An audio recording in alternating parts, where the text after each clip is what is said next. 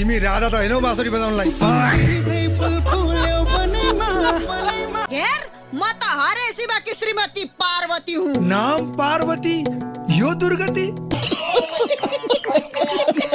माफ गर्नुस्, उचालेर नभन्ठान्नु होला, त्यसै पनि तपाईँलाई उचाल्न सक्दैन म।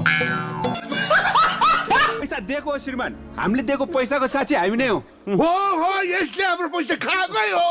हामीलाई क्यानाडा लान्छु भनेर यसले हाम्रो पैसा खिच्छौ।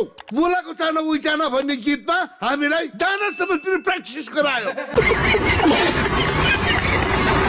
मेरो श्रीमती मूर्छै भयो, आज आउनै सकेन। हिंसा नगरिकन मार्नु पर्ने मान्छे।